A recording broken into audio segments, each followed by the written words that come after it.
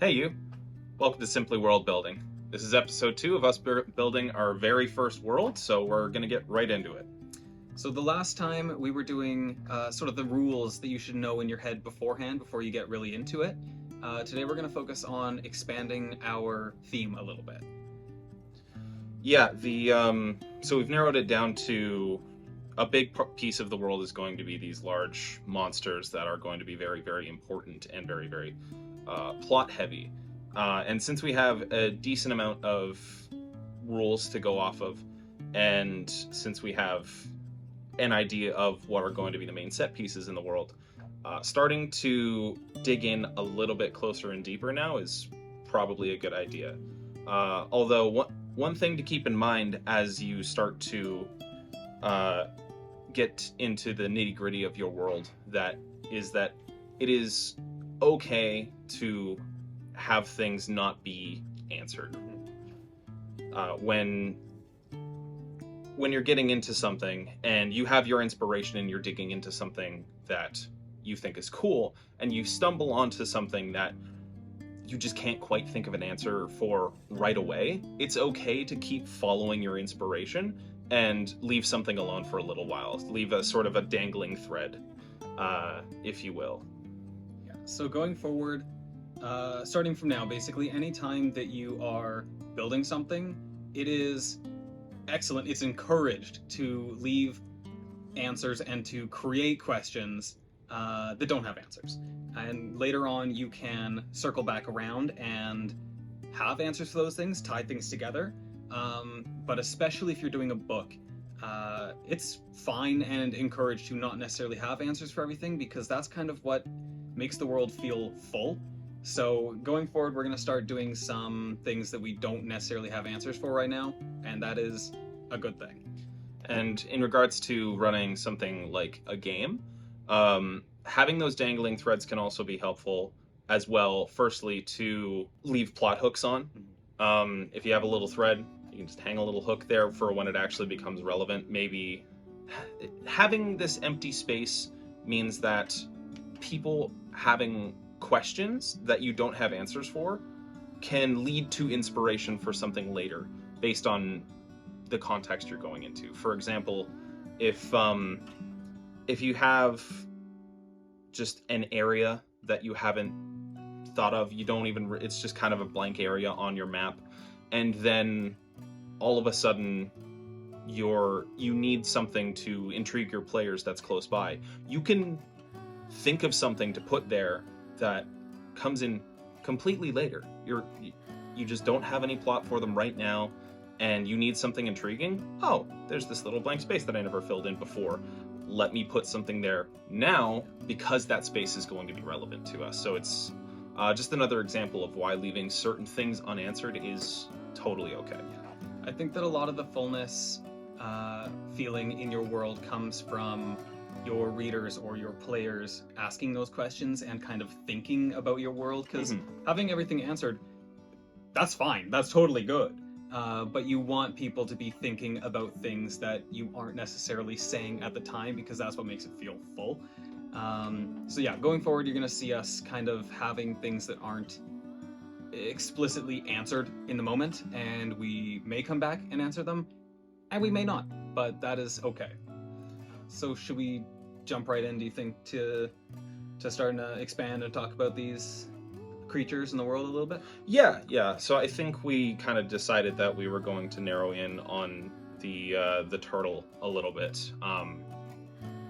You said you had some thoughts on the turtle. I've got a couple of thoughts on that one. A handful of things that I had thought about in the meantime between episodes, where we had talked about how does this creature and the people that live there deal with or ward off or prevent attacks or raids or something like that. And so we had kind of thought about maybe that there's something like, a scent or something like that on the wood. So if they build ships from the wood that comes naturally on this creature, that the creature can actually recognize that and know, that's normal, that's natural, that's friendly. Yeah. Exactly.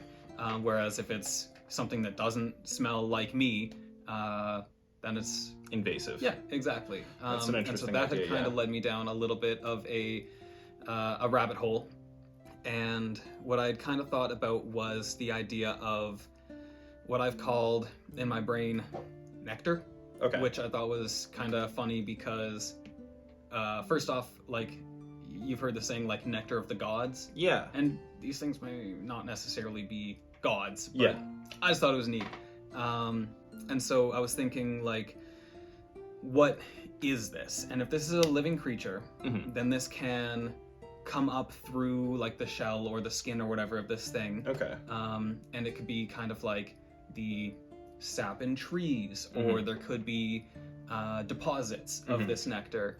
And maybe it's something like, not necessarily like blood, but if there's like a blemish on a creature and you get like pus, Yeah, you know, a little nasty, but something kind of like that. And well, so it could just be like a sort of natural oil that comes out of it. Yeah. Exactly. And so it could pool on the surface. Maybe if it's exposed to oxygen or sunlight or something like that for long enough, then it can harden into crystals. But it can grow naturally, form in pools. It can sort of infuse the wood and stuff like that. Interesting. And then that's how it can recognize it. Yeah. And then I started thinking of these dangling threads that I answered off screen. What can we also use this for? And I kind of thought of the idea that maybe this nectar is used as some kind of, like, be it primitive or advanced fuel source, like something that is, like, maybe very flammable, and so people, like, use it for torches or something like that. Yeah. Or if there is like advanced technology somewhere, they can use it for fuel in a more, like, literal sense. Yeah. And so that's the kind of thing that I really enjoy doing for like leaving these dangling threads. Is now we have the idea that that can be a fuel source, or also I'd considered like a magical component, something that is like fuel as well for magic. It enhances spells, or it's something like that. And that's the kind of thing that we don't have answers for right now. But now we've got the idea that nectar is a fuel source, and we can find a place for it later.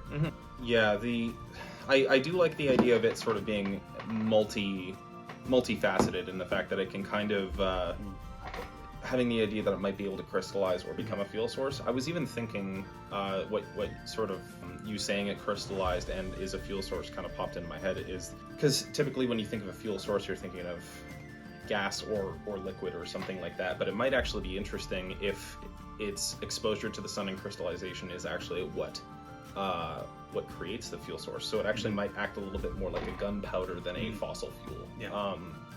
That could be an interesting idea. And then its sort of exposure to the sun, harvesting, and then treatment is also an important process as well. One thing that I'd also considered in the idea of sort of technology is if this is some kind of possibly advanced fuel source, what do we want the civilization that lives on the back of this thing to be like? Do we want them to be advanced because they've maybe figured out how to harness this, or do we want them to be sort of a more relaxed, like nature-based culture, and maybe some other people who have had trading interactions or something like that have figured it out, or maybe they won't figure it out for a little while, and that can be like a way down the timeline kind of thing? That is a very, very interesting idea, because immediately what I thought when we first thought of this is a sort of a somewhat primitive sort of people. Totally, me too. But you're right. You could also immediately kind of turn this on its head and go into a Lost City of Atlantis sort of thing. Absolutely, where it's a civilization far beyond our understanding. And so there's good routes both ways. There's a beautiful trope, overused possibly, but of like the ancient advanced people, you know what I mean? Yeah. Forgotten knowledge, that kind of thing. Yeah. Overused, quite possibly. Yeah, it's been good. It's good. Yeah. Like so that's another thing to consider. But yeah, how do you feel about and we don't need to necessarily work out all the fine details here yet, but are these people, do you think, more advanced because of this? Or do you think that, I mean, maybe they also have a different use for it. Maybe it could be something like a simple, like a superfood, you know what I mean? Like it's the kale of their time, where it's got just lots and it of hopefully vitamins. tastes better too, Yeah. So it could be anything between super simple and they've totally figured it out. It's given them some sort of like technological boom. I think I like the idea of it being used alternatively for like what people would use it as a fuel source, whereas what they would use it for, they would probably use it for something magical, overtly beneficial, and so it would be cool if people, like the sort of common people or people that it might have attained this, they might be quote unquote misusing it, because it leaves room for this this sort of nectar substance to be sort of sacred to these people for obvious reasons, and then also it leaves sort of a plot line of like they protect it because people misuse it. You know what I mean? It kind of gives like this it turns into a little bit of a plot piece, you know what I mean? It's like it creates conflict inherently if they use it for something alternate than a explosive or power source. Yeah. So do we think leave them as kind of a more relaxed culture versus like a high technology, high society sort of thing? It might even be more interesting if they are hyper technological but haven't considered using it for something violent.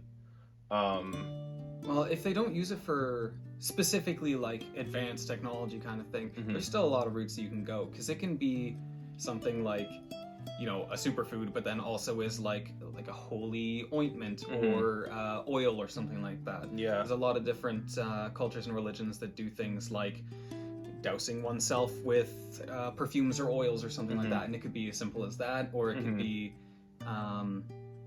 just revered in general and left alone, or anything like that. So we can definitely leave that out of like not let them harvest it necessarily for benefits like that, monetary or anything like that. It could be cool. You sort of bringing up like using it as an ointment or something like that. It makes me think, because it is essence of the turtle. Absolutely, yeah. And it is infused into the trees. It's we've established that it has some sort of smell that this thing makes it identify anything it sort of touches as its own. What if it kind of quote unquote turns things into its own? Like people putting it on their bodies might actually make people develop certain aspects of the turtle. Okay. You know what I mean? Like using that to actually infuse on themselves, and so maybe they could get physical attributes from it, or it even just allows them to go into the water and sort of interact with the turtle itself. I definitely like the idea of that being like a way to sort of connect themselves to it, because you know, it can be like on your 13th birthday or whatever, something like that, then you douse yourself with this holy nectar, and then that kind of gives you not only like it sort of connects you to your land and to your possibly deity, depending on if that's the route we want to go, but then also physically allows you to do things like leave the island, because now, right, you're safe to go off the island. Yeah, well, that would be an excellent rite of passage. Like, you can't leave. Firstly, you're a child. Secondly, the thing will kill you. It's a little twofold, double whammy there.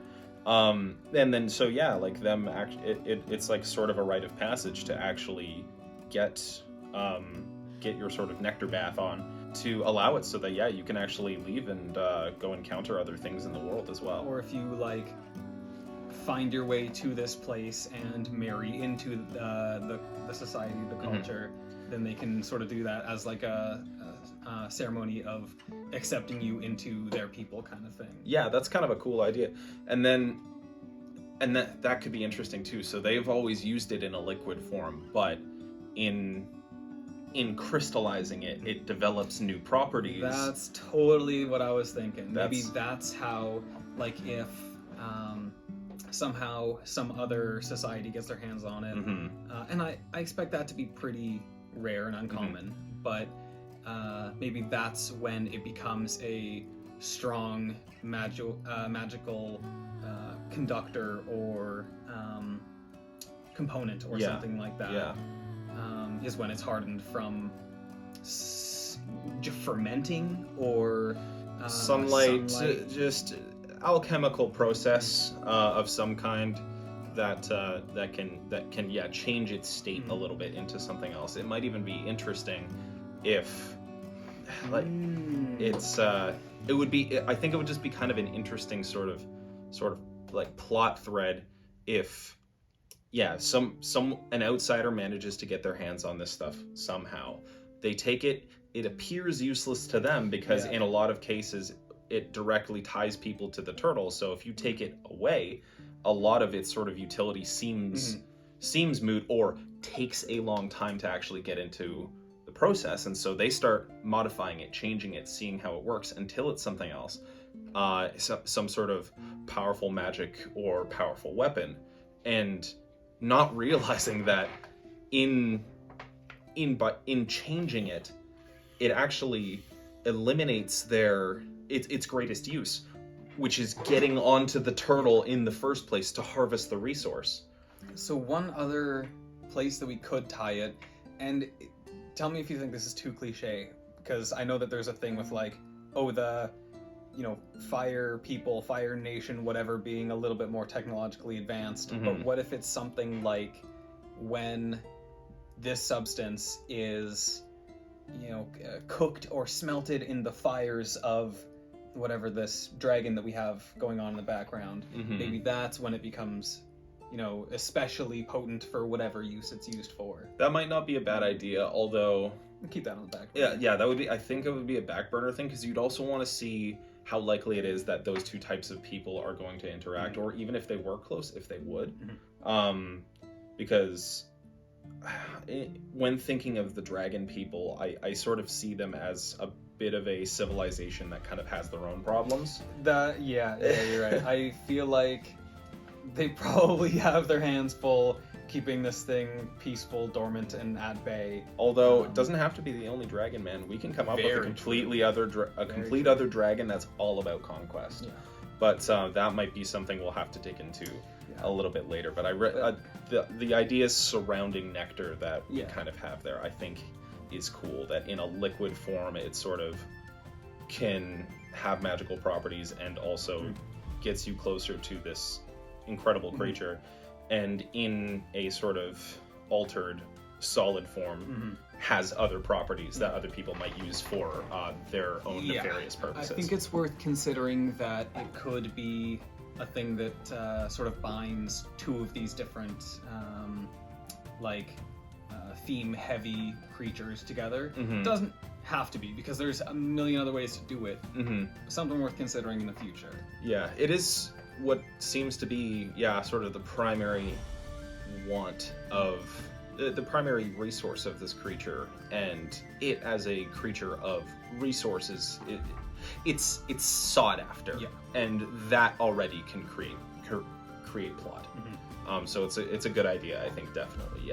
That's pretty much all I had specifically come up with, but I do have some other kind of ideas that I'd like to solidify for this guy especially. Okay. I think it would be beneficial to kind of have it on a sort of habitual schedule, so that these people can keep track of the passing of time, or kind of like their version of like seasons, since if it's moving around, it might not have the typical seasons that you would expect. So it had kind of come across my mind to do something like, because it's gonna it's a large creature, so it's gonna need a lot of nutrients, and so that's kind of what motivates it to move around, and then that's how these people interact with other people and do trade and stuff like that. But if it were to do something like maybe 4 years or 4 seasons or something like that, in say like a cold climate, and then it moves away to get like fresh fish supplies and stuff like that, to a warmer climate, and then kind of go up and down like that, and that would be why it sort of travels the coastline and stuff, is going from like cold to warm or something like that. And then that can kind of be like a seasonal cycle as well. Yeah, interesting idea. Be sort of its motivational force for traveling to new areas and like following the coastline and that kind of thing. It could be, it could be interesting. If I like the idea that it's beyond a yearly thing. It's not merely an annual thing, because it sort of adds a level of importance beyond an annual ritual. Because an annual is about as important timeline-wise as like rituals tend to get, you know what I mean? By making it something that happens in what we have as basically our largest measurement of singular time. Because you can say like, oh, a decade's a measurement, but it's like it's a measurement of 10 revolutions. So in having it be once a year, it gives it this great importance. And so by expanding it beyond that, it adds even more importance to it. So I think that's probably the route to go. It could be interesting because immediately when thinking of non-yearly cycles, especially to do with the ocean, the first thing I think of is El Nino and El Nina. Yes, which I'm pretty sure 4-year cycles, right? I think it's one is 1 year. It's 2-year cycles, so it's one in 1 year, then the other the next year, and then so that's 2 years. But it's fantasy, man. We can do whatever we want. No, exactly. So it could be interesting. What my immediate thought though is, this thing is huge. Does it have a global effect on things as it moves around as well? I had definitely anticipated it being like, at least for like culture and trade, definitely impactful. Yes. But not on anything like sea level or tide or, oh my god, does it collect a different? No, I don't know. That's a lot. Actually, wait. Here's an idea. Because we've established that this nectar comes. It's sort of an oil from the skin. What if this is how it develops its own food source? Nectar is a replenishing thing, and so as it travels across the coastlines, it is inherently leaving its own oils behind. Those oils permeate out into the ecosystem, make the ecosystem thrive. The ecosystem then, by the time it makes its next time coming back around, has replenished to a level that allows it to maintain its food supply. And that can take 4 years, 4 or 5 years for not only the nectar to permeate properly, but also for its effects to take place. That's very good. And I think that also does kind of tell me as well that it probably is a superfood. That's probably high in vitamins and antioxidants and stuff like that. So, dude, it's got every vitamin from A to Z in this thing. Yeah. Okay. Yeah, I like that a lot. So let's say we call it like, because I don't think that it's going to stay stationary for this many years and then move and be stationary. I think they would kind of like circulate in that zone, but then once it sort of drains the like fish or whatever nutrients, then it would begin to move. So to like stay moving in one zone. But let's say that's give or take roughly 4 years. And then it'll sort of like stay in this zone, like in the colder climate for 4 years or something like that, and then drift up and go into a warmer one or whatever for 4 years or something like that. And then that also gives these people a very, very different than usual seasonal kind of like climate. Like they're not maybe getting like a winter and then a spring and then a summer. It would be kind of like 4 years of, regardless of what the season is, it's going to be cold for these 4 years. So they may have to do a lot of harvesting in the 4 years. So they've got good weather and then sort of bank up those resources for when it's winter. I mean, I guess they're going to be doing a lot of fishing. There's going to be fish regardless. It's a fishing culture, absolutely, like no holds barred. But learning to adapt to what is going to be an entirely different environment, at least in the water beneath you, every 4 years can also kind of interestingly be a thing, similar to how we treat seasons. You know what I mean? Like you're gonna be, if you're fishing in cold climates, you're going to be encountering a lot of larger creatures. Typically in a colder environment, you're going to encounter just again larger creatures, like you're going to be encountering whales. You're going to be encountering probably a decent amount of mammals, like seals, walruses, stuff like that. You're going to be encountering certain species of sharks that are typically big. In colder climates, things tend to get bigger. Then you move to a tropical climate. It's not like there ain't sharks there, but you're also going to be catching a lot more small fish. And as cold-blooded creatures, they can afford to be smaller in a warmer climate. And so this culture, in having to change from one to the other, is probably going to have to change how they do stuff 100%. in a similar way that you got to throw your winter tires on when it's going to snow. So that's also an interesting idea that would tie into just how this culture works, and it would be interesting if it does create a larger cycle of like these sort of 4-year cycles. I do like that. I think that's a good idea. And we don't have an idea of the coastline or the continents or anything like that yet. Yeah, don't have to yet. No, that's how she goes. Yeah. All we know is that it's going to do that. Yeah, exactly. Yeah. So we'll sort that stuff out later on. Mm-hmm. I mean, that's basically all I kind of had in my brain. That kind of cooked up since our last episode. Yeah. Is there anything else that you think we should sort of nail down on this guy now, or should we come back to that one for later? I want to nail down a little bit more what the actual native people of this creature use it for, because so it has to be a superfood now, because based on that, because it provides this huge nutrient boom to whichever area that it's in. Exactly. So that's become a necessity of the product itself. Although, when you say food, does it even necessarily have to be something that's consumed? I still kind of like the idea of the rubbing it on your skin. It can still have properties that enhance you in some way, make you stronger, faster, Batman. But I do still like the idea of like actually putting it on your skin.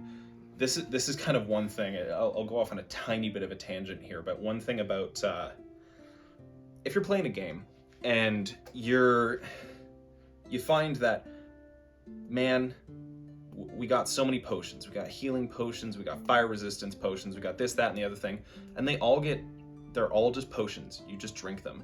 One way to make things a little bit more interesting for your players is to make the means of consumption a little bit different. I've made healing ointments that can heal minor wounds. Your salves, your poultices. Yeah, exactly. You might have a nasal spray of fire resistance.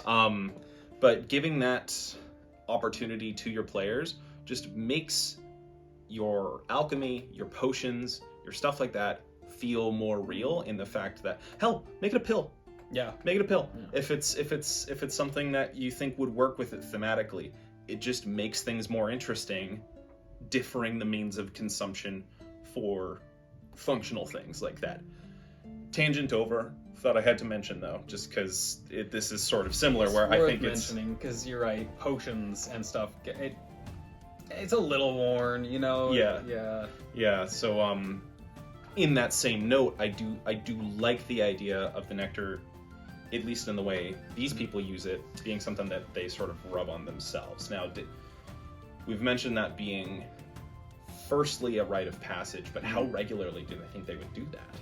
Well, I had originally envisioned it being something that was very nutrient rich, and so like it provides you whatever extra benefit upon consumption, and that's sort of like, because in the real world there's sort of things like that, where like, oh, you got whatever causing there to be an incredible salmon boost this year, and then the salmons make their way up streams, and then the salmons die respectfully, and then their nutrients sort of feed the world like outwards by bears eat it. Bears take a little crap in the forest, like the nutrient just sort of spreads like that. I kind of envisioned it being like, it spreads, you know, it's goes from turtle to people to like krill, and then to shrimps, and then to whatever, and then like up sort of the food chain. Yeah, totally.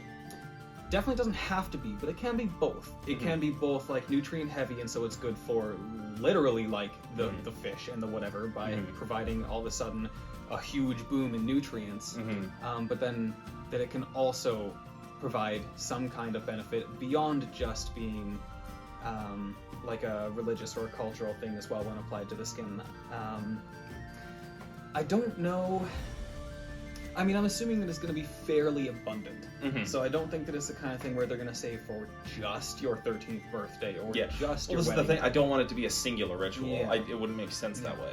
Well, why not aim at something to more? Because if these are going to be pretty naturally inclined people, it could be something like, on the full moon, or kind of maybe more a little bit originally, the waxing gibbous or whatever. Like it can be maybe tied to the moon cycle or something like that.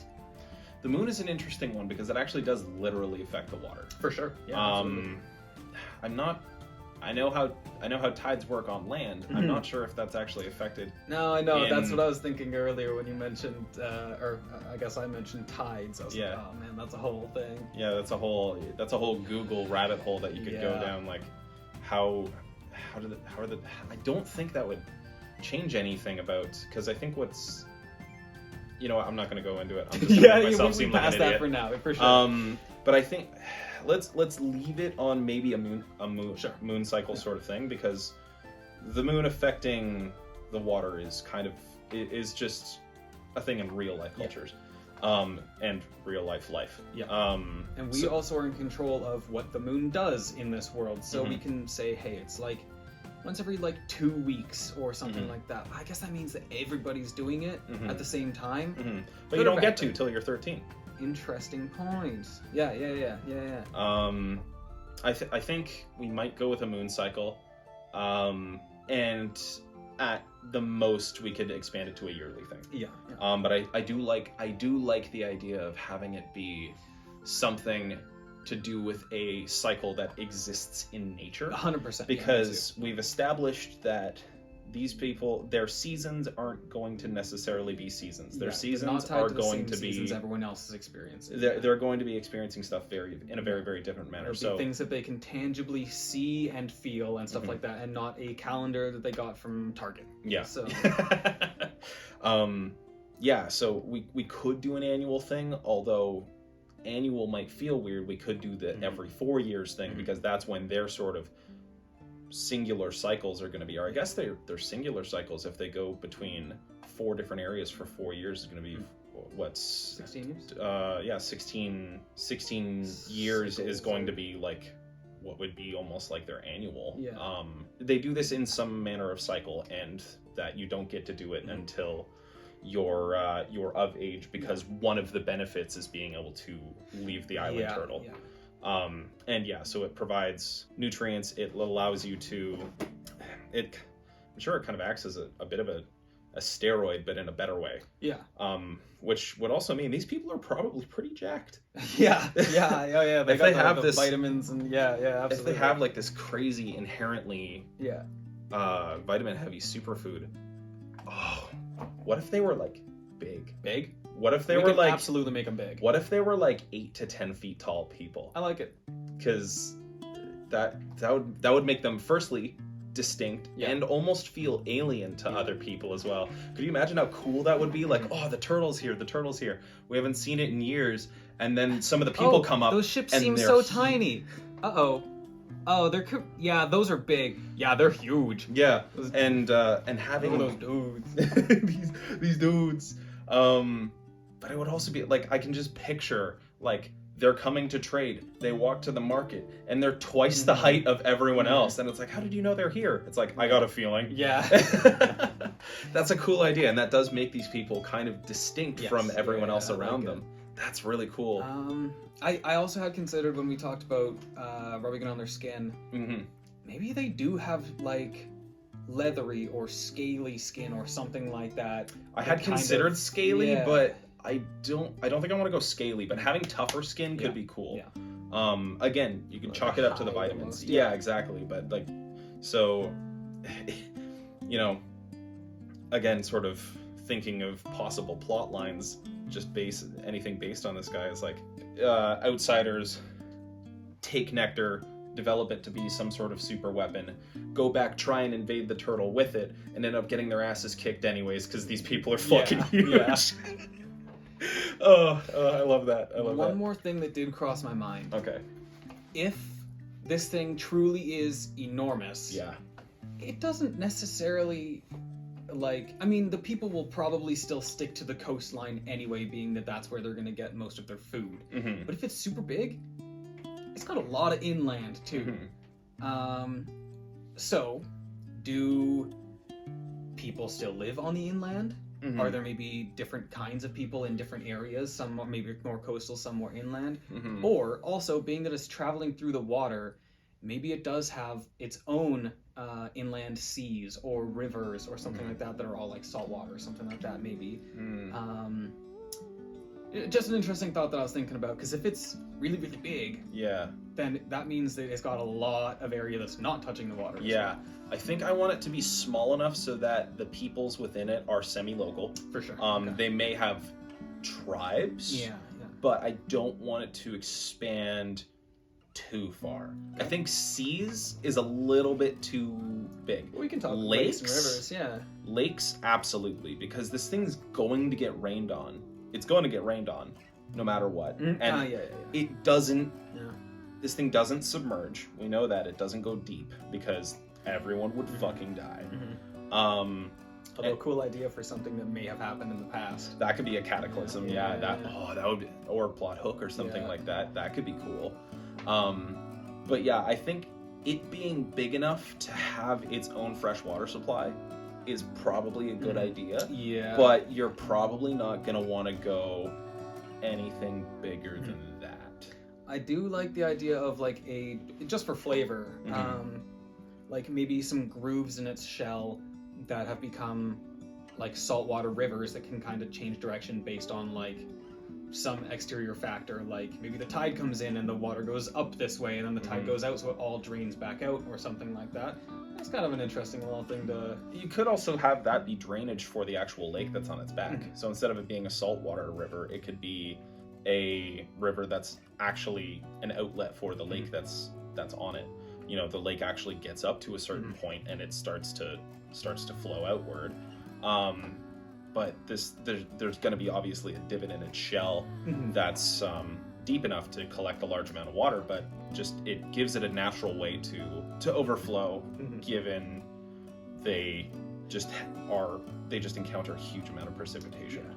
But the grooves on the back of the turtle is a cool idea. So being that they're in the ocean, there's always going to be more like water and precipitation and stuff than like inland and stuff like that. Yeah. But it's interesting to think about that there could be certain areas that maybe they pass through sometimes or pass through during a bad weather system or something like that, where maybe there is no rain for a little bit when they're in a hot climate and there just happens to be no strong wet weather systems coming in or something like that, and then their stocks of like water fresh actually water go down, start going down.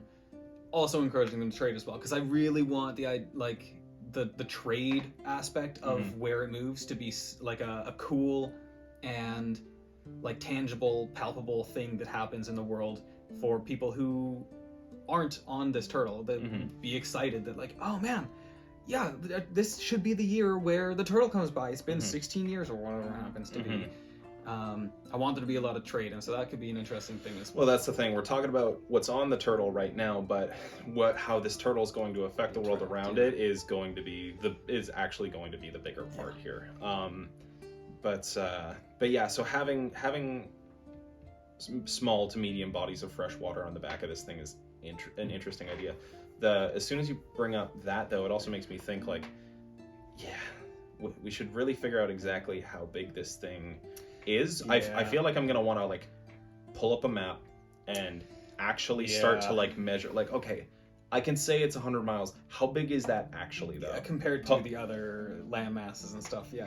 Yeah. Well, let's call it bigger than a city, smaller than a state or province, right? And I guess come back to it. Yeah, well, that's exactly Kind it. of need a map to compare it to, I suppose. Yeah, no, we're going. Well, I want to pull up a real world map here eventually and kind of well, just so it's like you have reference. You know what I mean? You can be like, this thing's absolutely ginormous, but like you're not talking so huge, and it allows you to start to consider the geography of this turtle, because all of this coming to be. It would be so interesting if the shape of this turtle actually had like small mountains. Because I'm thinking, think of the back of a. What am I thinking of? Am I thinking of a snapping turtle? They have like very pointy. You know what I mean? I do know what you're talking about. Where they have like particular. I don't know what you'd call the individual pieces of a shell, like the individual plates. But plates, platelets, whatever. Yeah. But some turtles have them where they actually like they're pointy. For sure. Yeah. And so it would be interesting to see these people think of these as mountains. Yeah. You know what I mean? And then, like you said, like in the grooves of that, they would develop rivers, and maybe where these lakes are, those are just where plates got pulled off for one reason or another, and now they're just open areas and like this divot in this thing, which also makes me think the water supply would be chock full of nectar. Yeah, absolutely. Constantly. Yeah. So that's another way that they would end up consuming it, whether they know it or not. So size, I'm thinking that like, because in the grand scheme of things, like let's look at islands in the real world. We've got like, okay, let's say the UK, big island, but compared to the rest of like the continents and stuff, not that big. And yet when you're on it, you can be not anywhere close to the coast. Yeah, no kidding. Same with like Japan. Looks kind of small on a map. Pretty big. It's pretty big. Yeah, no kidding. Yeah, no, definitely makes you think, and especially because like the maps you see that are maps are not actually going to be technically accurate to size as well. So who knows how accurate that stuff even is looking at it. And also too, our world is not necessarily the same size as this world. Yeah, that's an excellent point too. So you do want to. The one that I made, there's like the entire continent is basically, I think it's roughly the same as like, I think it was give or take about 500 to 600 kilometers wide, and like in points, and about 1,000-ish tall. Okay. At like its longest. Okay. That was the initial continent that you made? Yeah. Okay. And that is, I'm pretty sure, if I got my numbers correct, somewhere like the distance from like the tip of France to like the end of like Germany, Poland kind of region. I think is give or take like how big it is. So not that big, being that that's one of like 3 continents. Yeah, no kidding. So the globe is much smaller than our globe. So it doesn't necessarily have to be compared specifically to the size of this world. Yeah. But for context and...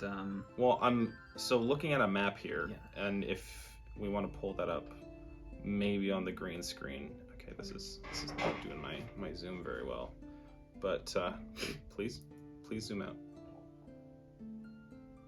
I swear I know how to use a basic map. Just looking at stuff here. Iceland seems big but small. Iceland, pretty big.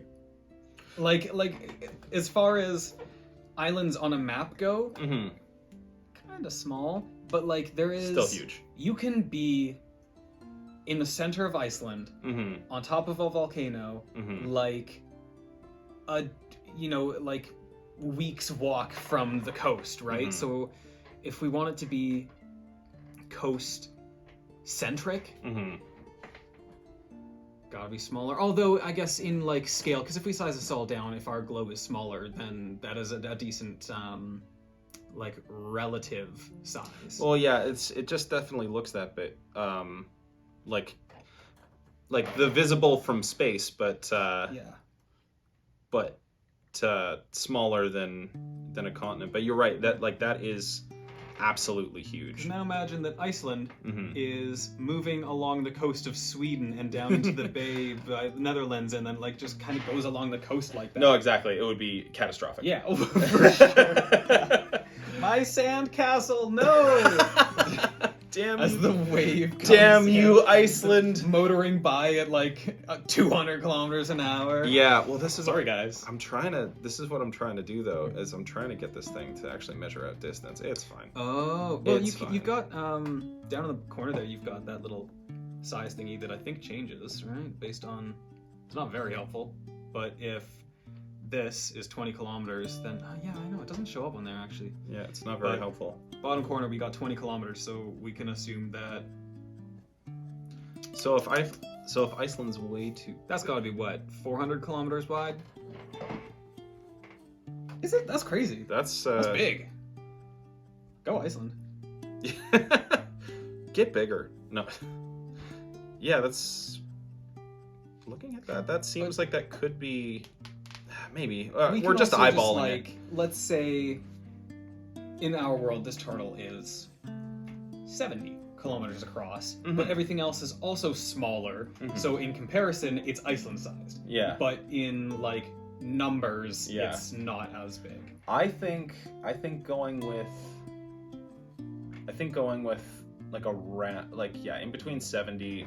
I was thinking 100 for the round number. What's like a reasonable, like, let's say you're on a horse or Yeah. on foot. Yeah. What do you go in a day? If you're on a horse, you're probably cooking up like you could probably cross that in 24 hours. Like if you didn't take breaks, 2 days. If you're Also depends on the train you're traveling as well too. Very true. Yeah, well, maybe we'll have to consider that a little bit off screen and just do a bit of a Google rabbit hole on exact distances. But that does give us an idea. It's probably going to be, because I want it to be huge. For sure. So anywhere in between 50 to 100 kilometers is fucking gigantic. But let's say that, like, if we're just using, because I can envision it, like Mhm. my continent in my world, if that is give or take like 400, 500 wide, Mm-hmm. and like 800 tall or whatever Mhm. it may be, I'll have to look at my notes for my world. Whoops. Then that is still like a tenth of your continent, Mm-hmm. just kind of moving along the coast slowly. That's still very big. Mm-hmm. Still very, very big. Yeah. And then also, like, if it's going to be moving over time, like, it's not going to be just ping-ponging off of the coastline or whatever, because Mhm. it's moving real quick because it's enormous. Mm-hmm. Still, like, yeah, a tenth of a continent. Mm-hmm. Just kind of wiggling around in the ocean. Yeah, this is kind of what initially made me think, like, is this going to affect fucking weather patterns and stuff like that? Because it's by no means a trivial oceanic piece. I mean, with the way that, like, clouds work, Mhm. probably. It'd Yeah. probably bring rain, because now it's, like, it's got enough space where the weather or the clouds are gonna, like, rain on them, right? So, I don't know. Yeah. Yeah, you gotta really dig into the geography when you get That's this. super, yeah, This that's deep. interesting. But That'll be another episode, though. We'll talk about weather and stuff in another one. yeah, but okay, I think that's just like a ignorant spitball. Yeah. On probably about the size of this thing, because you could easily fit a lake or two, multiple sort of tribes and not necessarily civilizations, but large tribes worth of people, and even areas that are considered too dangerous to go, like a particularly large central spine mountain of this turtle that is super huge. It creates it so that it's an island. It's not a country-sized island, but it's big enough. So yeah, that was definitely another question that was kind of eating away at me, because who knows, the size is going to impact a lot of things, how people from one side to the other interact. Yeah, well, exactly. Because I want it to be I think, relatively homogenous culture. For sure. It's all very much based on one thing, but they might develop small dialects or tendencies I mean, here especially, like, let's say that you've got people that are a little bit more inland. Mm-hmm. They can do things maybe that the people closer to the coast can't do, but maybe they're going to need fish, so they're going to have to trade back and forth and kind of have a working relationship. or hopefully if they want to thrive, Mm-hmm. will have some kind of working relationship, but don't necessarily need to be the exact same people. Mm-hmm. They can be a little bit different. They can have some different ideas on things and have different leaders and stuff like that. They got different villages. Like, that's basically what it's going to come down to, is like a tribe of a village or small group of villages is going to interact with people that are slightly different from them on the other side of the turtle. So yeah, size is important there, and we can definitely nail it down when we have to. But that's going to be a lot of Googling and semantics, so not necessarily something we need to tackle right now. What's the turtle's name? Jim Bob? I actually had a couple of ideas for this. Okay. Let me double peek in my little notepad that I made here, but I did come up with a couple of things. I personally am so partial to names with apostrophes in them. I love that. Yeah. Well, as for something as huge and epic as this, like it's the same with like a Game of Thrones book. It's always this of this. Yeah. Because it makes it feel huge and awesome. So a couple of the ideas that I had. Okay. Hessus. That sounds godlike and cool. It does. It also kind of weirdly sounds a little bit like a name for a turtle. Hessus, like Hessus or whatever. Okay. The US definitely. I was picturing IS. US makes it seem so much bigger. Yeah, right.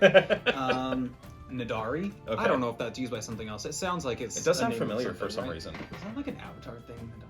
Yeah, actually, it does sound kind of similar to that. But I don't know. It popped into my head, and I'm like, that sounds cool. Let's put it down. Well, that's the thing. Fantasy names are a bit. Sometimes you. What if I take out... syllables? Yeah. And then this. Yeah. And there are also a lot of times where I think of something that is so cool. I'm like, that's a perfect name for a place or a person. Yeah.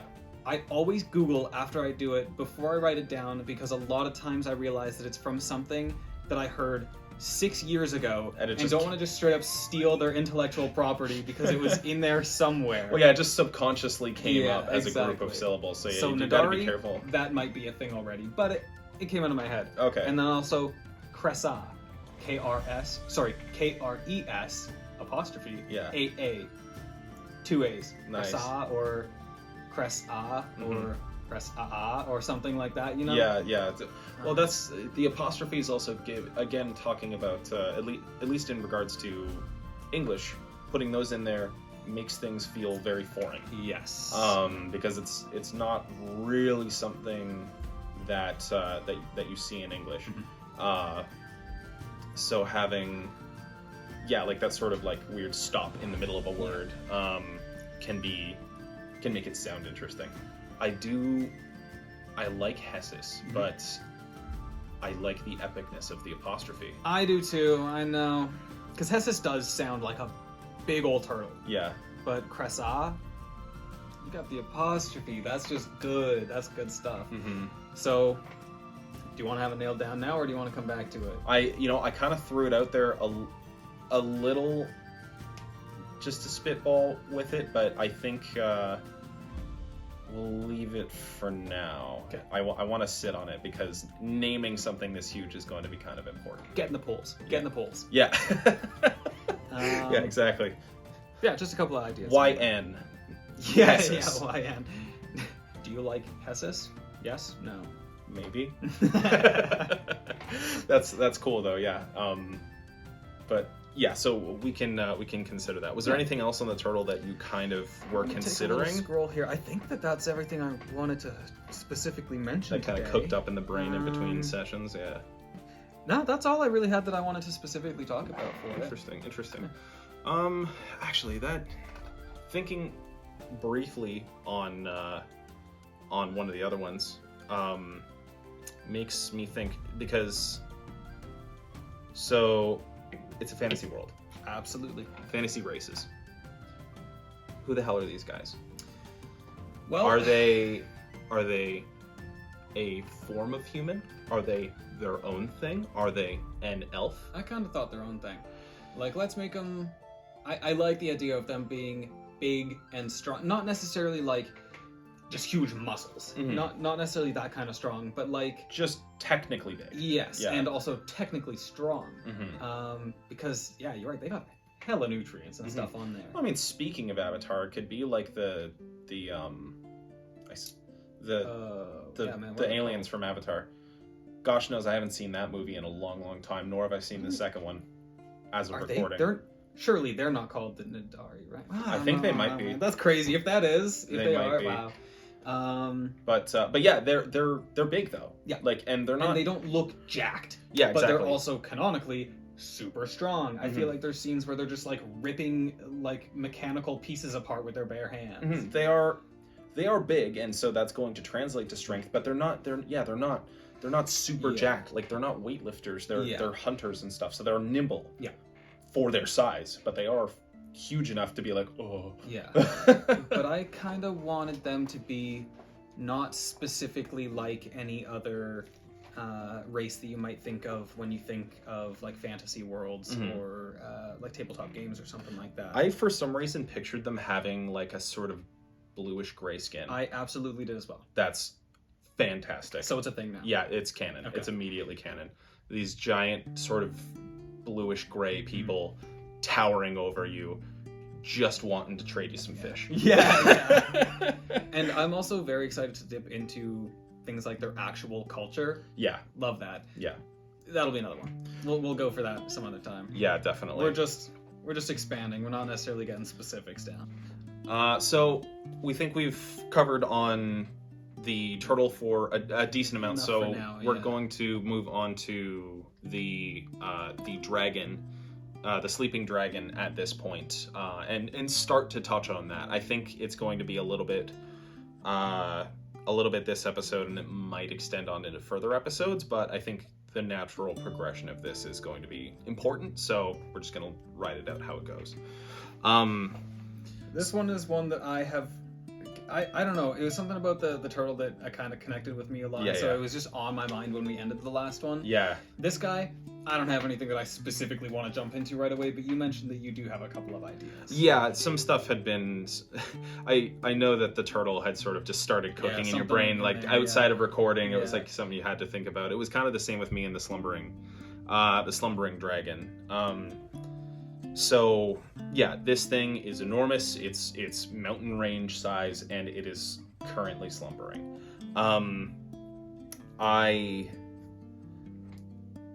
I admit I was kind of playing with the idea of something similar to this in my world currently, and so I do have a few ideas that I think I'm going to just shove into this. So the dragon is slumbering. The people of this place have a bit of a ritual that they do for keeping it slumbering. Yeah. So definitely in their best interest. Yeah. So I can understand how that would turn into like a social or cultural thing. Yeah, exactly. Like once you get a dragon sleeping and you settle on top of it, you're kind of committed. Yeah. And so I had the idea, because I had mentioned before that I had these sort of magical trees. I think I still want to...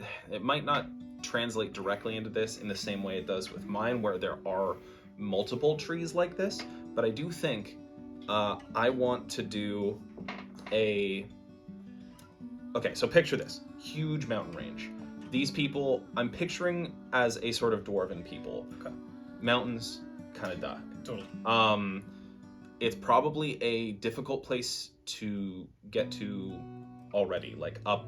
They're at the sort of top of this mountain range, or at a very, very high elevation already. It also kind of, in my mind, makes sense, too, that, like, maybe there's unaffiliated mountains, and then this big old dragon is like, I'm looking for a place to do a little nap. Yeah. Let's crawl inside of this nest, because, like, if there's already, like, mountains, like, almost in, like... Yeah, but there was a valley there once. Yeah, and then it just fills that gap in, and, oh, boom, now there's volcanoes, or whatever, in there. Yeah. So it kind of makes sense why it might settle down in there as well. And then also that's why it's less easy to get to, because you already have to travel up this big old mountain range or whatever. Yeah, in order to get to there. Yeah, totally. And I had this interesting idea of there being a tree on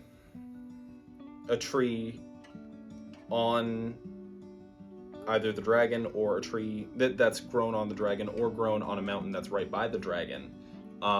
And it's like this sort of magical maple tree that emits a kind of sap that puts things to sleep. Okay.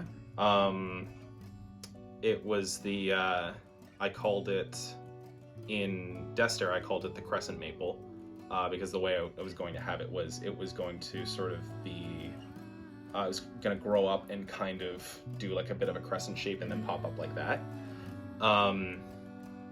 And also the reason I was calling it the crescent maple is because it was going to be affiliated with the moon a little bit. The moon in its cycle would, at a certain point of year, the crescent of the moon would match the inside of the maple tree. That's a neat touch.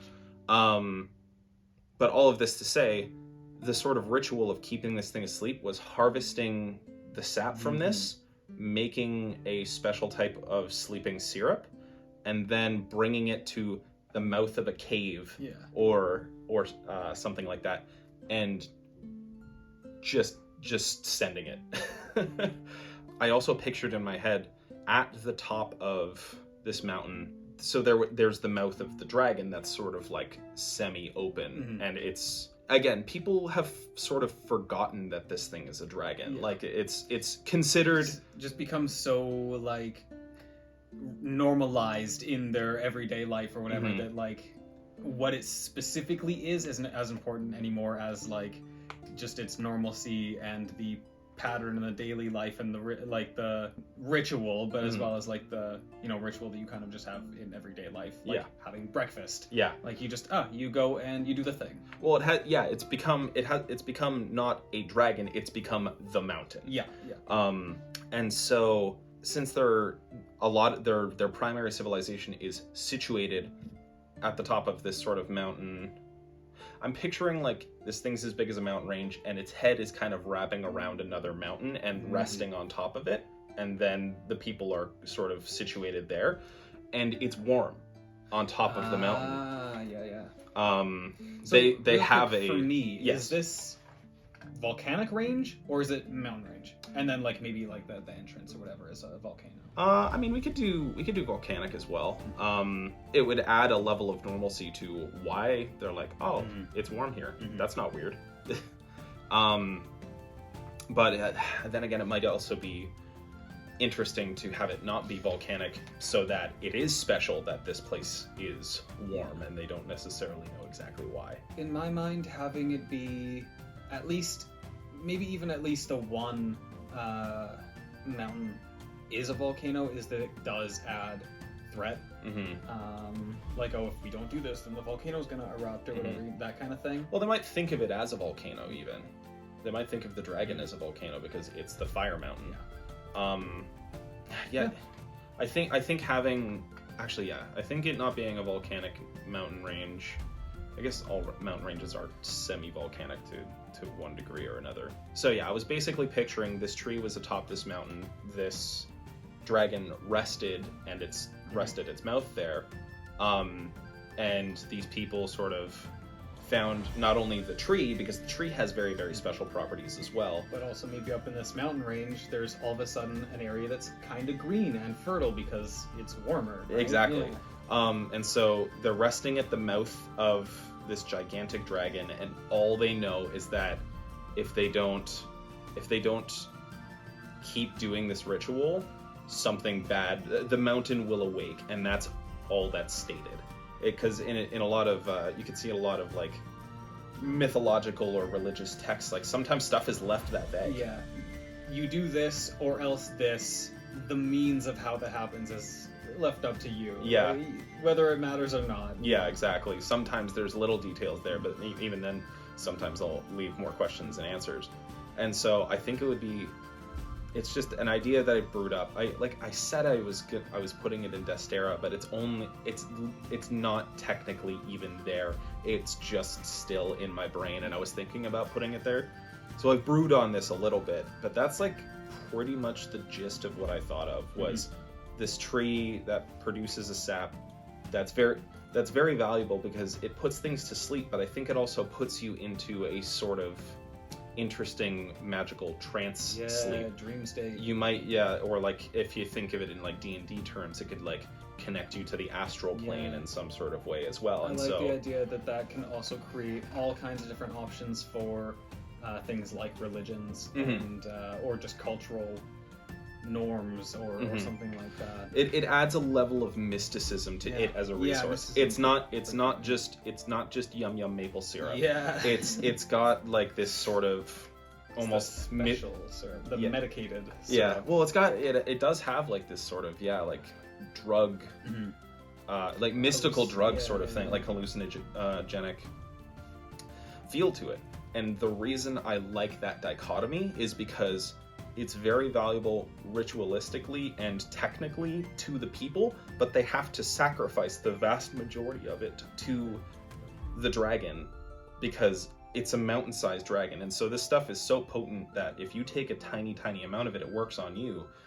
But you have to keep in mind, probably 90 to 95% of what they harvest from this tree has to be given away. And so they're left with a very, very small amount of it, which makes it not only valuable, but sacred, especially because they use it in this ritual and on themselves, but they have to, it's almost like kind of like fasting, like you're kind of like, I'm not allowed to have this.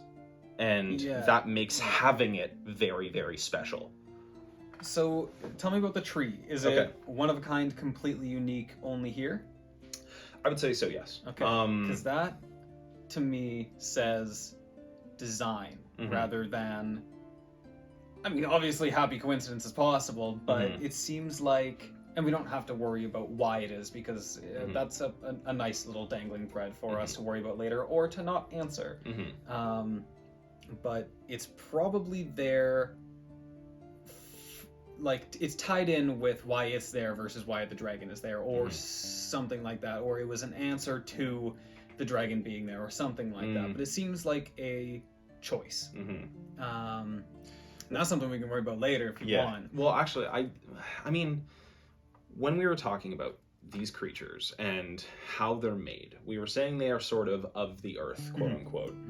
They are primordials. Yeah, exactly. Like they're made, not born. Who's to say that doesn't apply to plant life as well? You know what I mean? Like these things can, like, it doesn't have to just be creatures. It can also be other stuff as well. Like, for example, trees. I think it does leave the question open, if we're going to have gods in this world, do they have an active role in the creation of these creatures? I don't know. I think that's definitely very, very possible.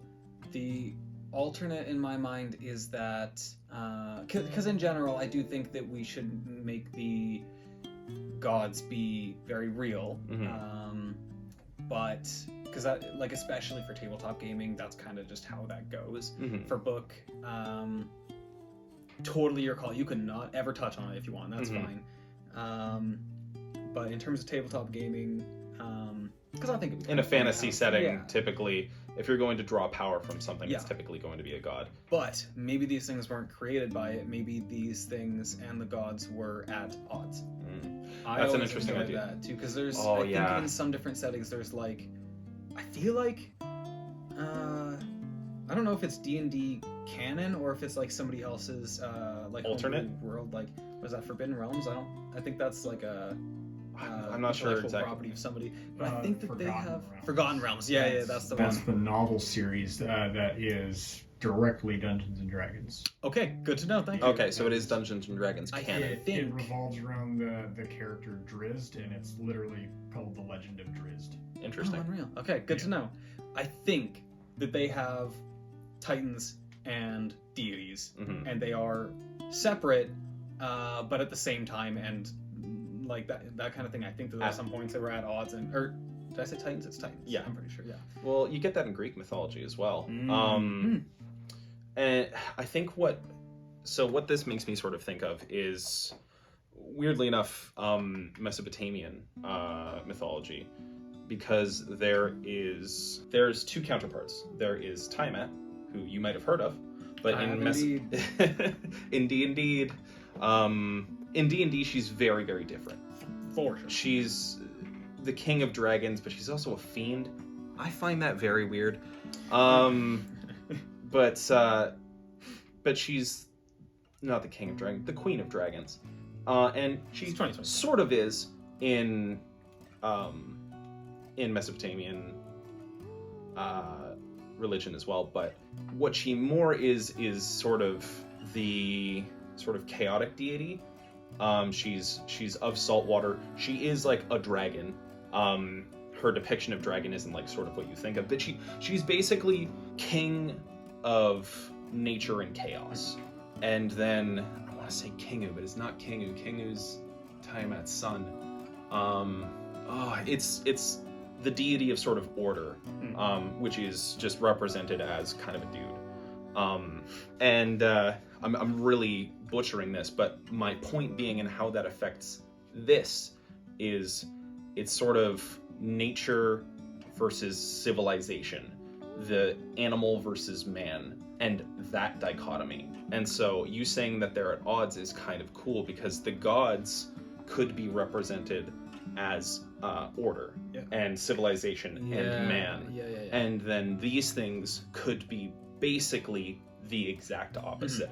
They are of the earth, they are of nature, and they are born of chaos. Which I think would be an interesting thing to have these things not necessarily be created by or formed by the gods, but actually almost formed as their counterparts. I think that could be very interesting. Coming back to the tree, I don't see why you couldn't just go through with that, with the tree also itself being something either made of the earth, like the dragon is, or, like you said, they were at odds. It could have been created like by a god to keep this thing asleep. Yeah, and we don't necessarily need an answer for exactly why. It doesn't hurt to have one in mind, and I think that if we're gonna give ourselves an answer, it doesn't hurt to say that it's a countermeasure by some deity or another. But you don't necessarily have to explain that or anything either when people are experiencing your world, be it a book or a game. Because leaving that kind of thing up to question, totally fine. But I just thought that having the question being, what the hell are we gonna do about this big ass dragon, and the answer being the little sleepy time potion, side by side, the tree of NyQuil feels like exactly. It feels like that's an intentional thing.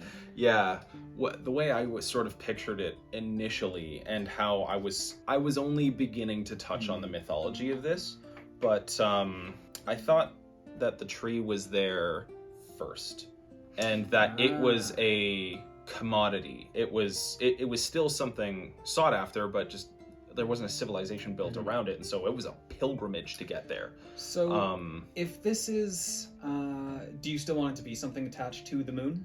I think it could be cool. It just mostly because it's to do with sleep. So that's why I tied it to the moon specifically, just with the name in mind as well. So what if this is like on, the tallest mountain, the peakiest peak, right, over like the closest point on this continent or whatever to the moon, and something about that is why it's there, kind of thing. That's so what I sort of got from that is the fact that it was temptation, but it was also like something you shouldn't really screw around with the NyQuil joke. You can have a little bit of it. Less is more. Less is more. And so I always pictured this dragon kind of curling up beside it and having some, and then having more, and then having more, and then it falling into a sleep that it couldn't wake up from. The dwarven people of the mountain that this thing rested on moved out to, and sort of took it upon themselves to make a civilization there, and continue the tradition of making sure this thing doesn't wake up.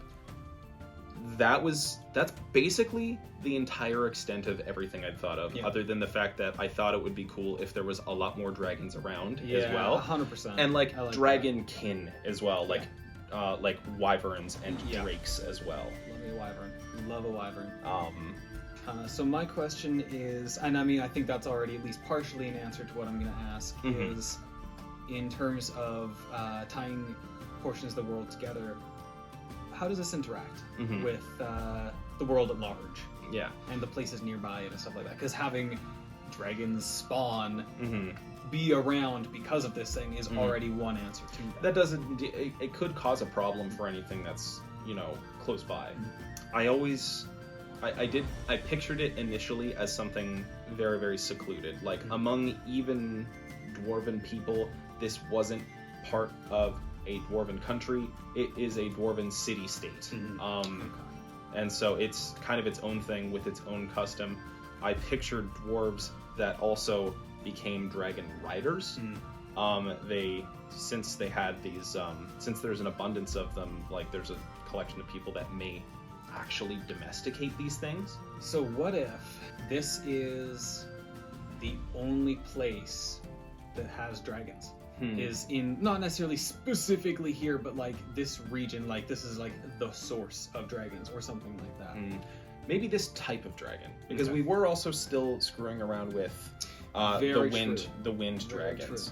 Although those are again a different type. In D&D terms, you could call red dragons. This could be, this gigantic dragon could be basically the mother of all fire dragons. That could be interesting as well, and all similar fiery dragon kind.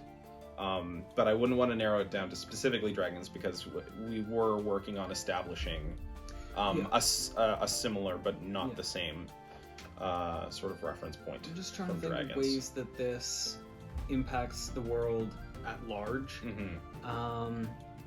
And so having something like dragons being both a threat and some form of like mythology and stuff like that, but it's only there out in the other world or other portions of the world because of this here, is an interesting thought. Doesn't have to be the case, but just a question to pose. Yeah. But how do we make this impact the world? Yeah. And I mean, because we already know how the world is impacting this, but how does this sort of ripple out into the rest of the place? Yeah, I think that is an interesting question, because having something secluded is one thing, but having it be such a primary set piece means it has to have some sort of interaction one way or another. I am partial to it being sort of the mother of dragons. Absolutely. Of that type. Yeah. I'm not sure if that's 100% what I would want to go with, but you might not even necessarily have to do it with the dragon. You could maybe do it with the tree. Yeah, also true. Also true, yeah. Because again, it's a mystical resource. That could even create tension among the people and visitors, because like I said, it's a very highly sought after commodity, and we already, after expanding on the turtle, know how precious commodities go. What you did you bring enough for the entire class? This is the thing though, is they didn't because they can't. Like I said, maybe 5% of the actual sap that they actually managed to get from this tree is even usable for themselves.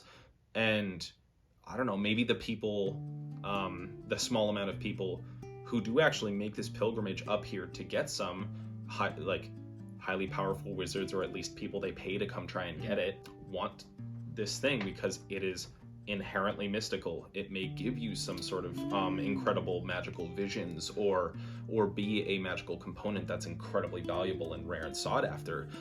And then they just see you dumping buckets of it into a cave, and then they're like, "What the fuck are you doing? You have this incredible resource. Why are you doing this?" And the people themselves just have to keep saying, "It's because we have to." Even some of them might doubt why. So I have another hypothetical for you. Okay, I love those. You want this to be secluded. Fair. What if it is maybe like between, like the shortest distance between, like as the crow flies, between two larger civilizations or something like that, and so like people need to make the pilgrimage through it, and in recent centuries or millennia or whatever, this path has been made extra hard by the fact that there's another mountain range that complicates the travel, or I mean, affecting the weather is always an interesting one. But actually, I kind of like that though, because I do like that. It gives people a reason. It's the shortest pathway, but it's not a trade route. Yeah. No one's going up there with their caravan. It doesn't make sense that way. But truly, if you do want to travel from point A to B as fast as possible, with you or a small party, that's the way. And so that could be interesting. So it's not caravans. It's not a ton of trade. Or very light, just in between one place and the next kind place. Of thing that main characters would have to do. You know True. what I mean? Well, even thinking outside of main characters, if you're a messenger, that's the route you're taking. If you're a courier, a messenger, or something like that, where you're trying to get there fast, that's the route you're going to take. Like I said, you're not taking your horse and your carriage up there, but there's reasons to go up there now, and maybe at one point it was easier, yeah, and then was made difficult or extra difficult by the fact that what was at one point a valley, and so maybe a little bit of respite in between mountain ranges is now more mountain ranges. You know? Although I think I do want this thing to have been here for an overly long time, like a lot, because you got to keep in the mind civilizations that might be around it. Exactly. Well, just the reason being because there's an entire religion of these people, of these singular people based around it, and I think it would be neat that even at this point people are starting to doubt within their culture, and it's so drilled into them that they must continue. But again, there's maybe seeds of doubt, because that could create, again, that sort of creates a plot. That creates, like, if you have a main character in a book, or you're playing, or this is how you're playing a campaign in D&D. It would be so interesting if your main characters kind of show up, question, like, oh, like, you know, like they get to know how this works, and they can either join the side of these sort of greedy merchants or wizards or whatever that are trying to get this resource, and the people who are native there being like, you cannot have it. But like maybe even a couple of them are like, I kind of agree with this guy. Why are we not using this? I don't get it. And then, consequence. Yeah, exactly. And well, it gives you sides to take and move forward, and there's consequences to both. And so I think it can create an interesting dynamic. And it being the fastest travel route in between two very important places gives a reason for people to go through there that's not specifically the commodity that's there. It's also kind of an extra added layer of, not necessarily threat, but I guess like danger, if this is the settled upon border. Like, this mountain range is the border between two, let's say, incredibly powerful, maybe the most powerful, like kingdoms or nations or whatever in the area, and then having this thing that, unbeknownst to them, could wake up and now destroy them both. Yeah, exactly. This huge Leviathan dragon. Yeah. Right smack dab on the border. Yeah. Between these two nations or something like that. Well, it also creates tensions for the city-state as well, because they're likely to be asked to host. If these two cities or places are at war, they're going to be asked to host. And then all of a sudden you get treaties. marching armies between the two of them, and you got war right on top of this dragon's snout. Yeah. Not that maybe they would be going up the mountains. Maybe not all the way up, but it's not technically, but it feels like a plot fault line. You see what I mean? No, exactly. If something's gonna burst, or if something's gonna happen, or if anything crazy is gonna break out, it feels like it's gonna happen here. Yeah. And so it does create like this sort of just like very, very potential heavy area, which I think makes it a really, really cool place. Yeah. Like, not only geographically, but also just like there's so much to do, because one main character's choice can completely change the outcome of like how this area can interact with the world. So I do very much like that idea. Cool. I think we could keep that canon, because I do like the idea of them being secluded. Hell, maybe even the people here also make a certain amount of living being a Sherpa. Yeah, 100%. And carrying, guiding people across the mountain range that don't know they're walking on the back of a dragon.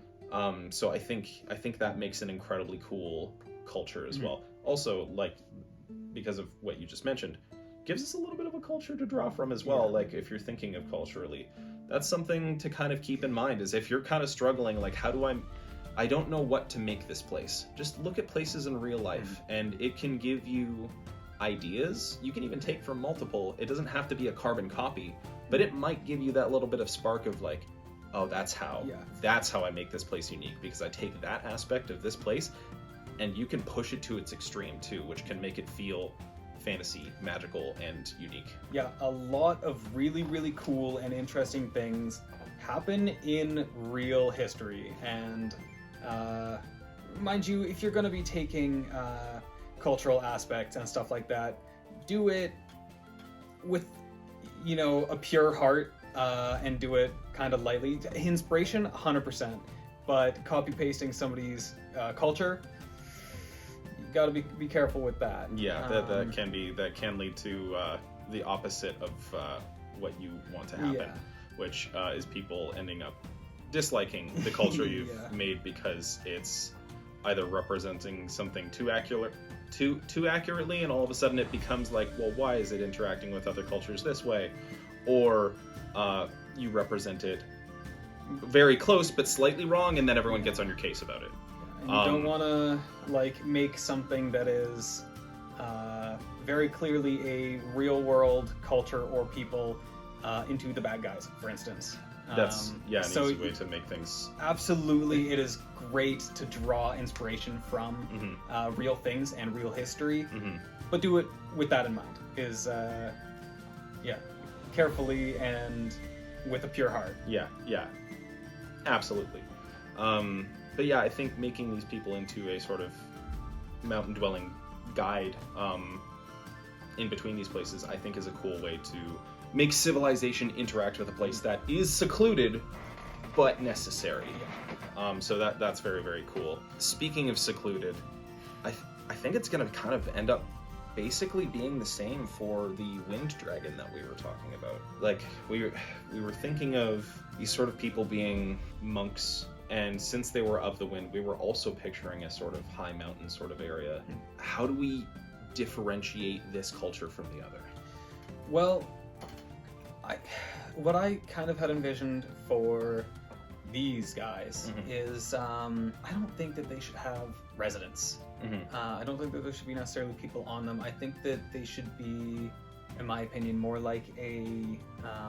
they're a free spirit. Yeah, I think that they should move around, and there can be cultures and religions based on them, or that a lot of other ones kind of include them in their culture or religion, but that they don't have a resident civilization or something like that. But you could have, like, say, like kind of like they're an omen, right? Yeah. And you can have like the dragon sooths or the whatever, maybe in like each capital city, and maybe they are from your civilization, or they're like an ambassador almost.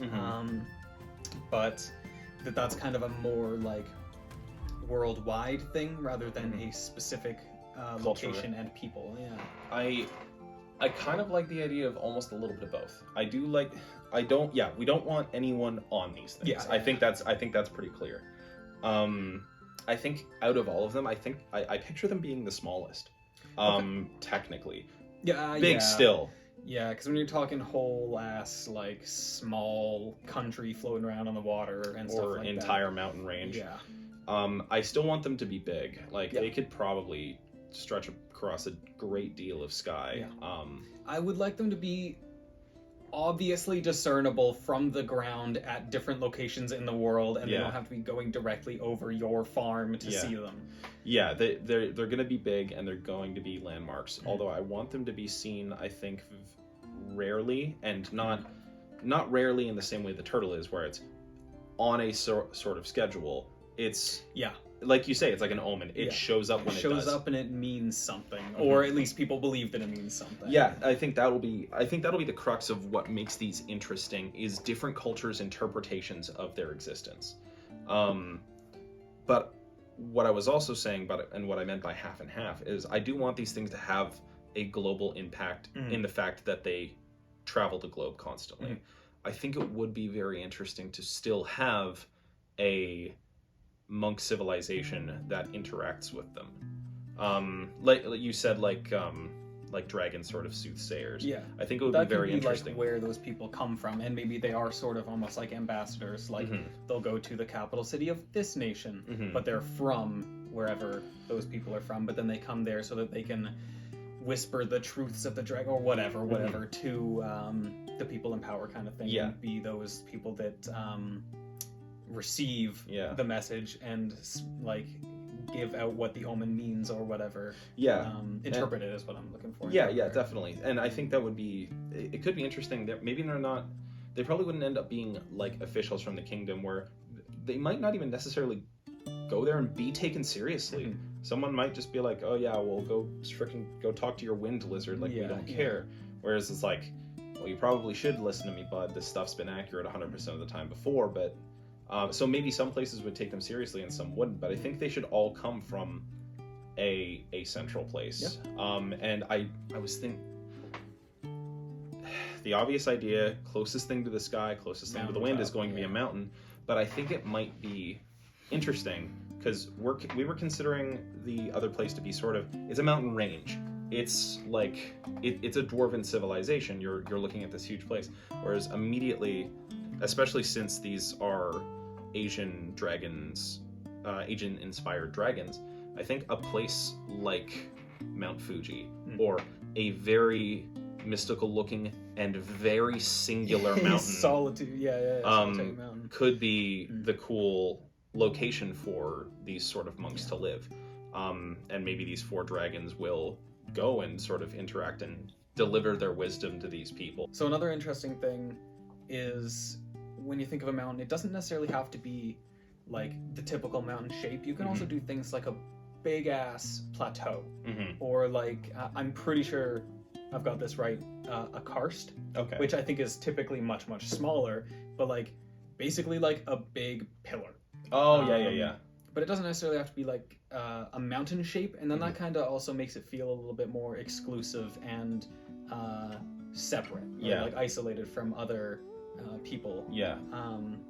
Which I think is kind of an interesting thing that we could do as well. Say like, there's a big ass solitary plateau somewhere, and then on top of that is where these people have made their city or something like that.